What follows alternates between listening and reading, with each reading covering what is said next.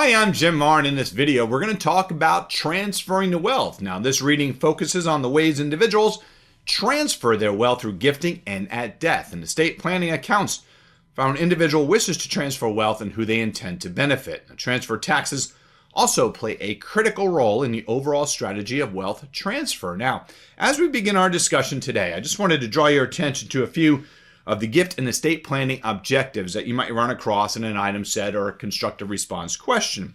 So you would see something like control over my assets would be very important to me.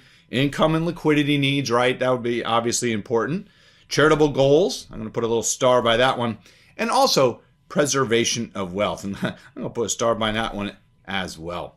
Now, when you're looking at a constructive response question, and even the learning objectives here in this particular reading, it's all about recommendations. So the chances are in a constructive response, you're going to be given a set of facts, some goals that the client has. You're going to have to make an appropriate recommendation and then justify that recommendation. And equally important is you might have to justify why you would not choose a certain course of action for your client as well. So this particular reading really lends itself for a constructive response type questions. All right, let's move on. Let's talk about transferring the wealth. And first up, we're going to look at transferring the wealth during lifetime. Now, this is a very complex issue. Estate planning can be very complex. Stay at the higher level of the ocean, if you will. Don't dive too deep. The item sets will be very clear. It's going to spell everything out for you. You do not need to know specific tax laws in particular countries. Know the concept. We're going to see that in just a minute for you as well. So first up, we have our lifetime gifts, and those are what we call our lifetime gratuitous transfers. As you see here, just a couple people you need to know, or a couple little items you need to know here, that the donor, that's the person that makes the gift. The donee is the person that receives the gift. Pretty straightforward. There's a donative intent, which means the gift is given with no strings attached, nothing in exchange. The gift tax could be paid by the recipient, or it could be paid by the donor. And I'm going to put a question mark by that because the item set will be very clear who is paying that gift tax. So pay careful attention there.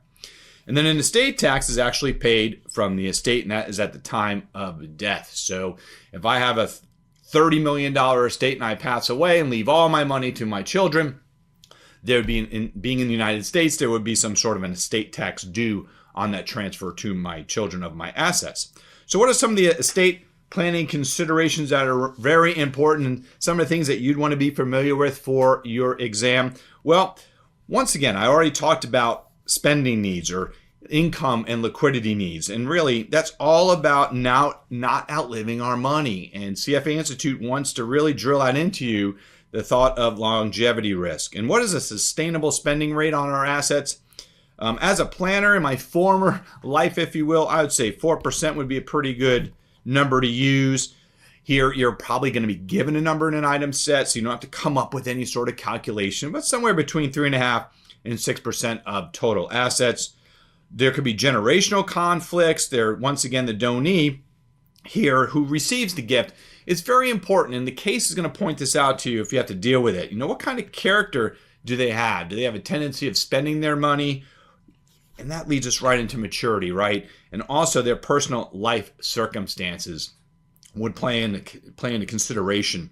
When I see life circumstances under a donee, what really deals with this is, does the donee have some financial issues going on? Do you have to be able to pick that out in a case? You know, would there be some sort of creditor issues happening here with our donee? Taxes, those are a really big one. I'm going to put a big star by that. Each time assets are transferred, there could be a tax involved in that. Of course, our philanthropic goals and case study will be pretty clear there on our particular causes and objectives there for our client.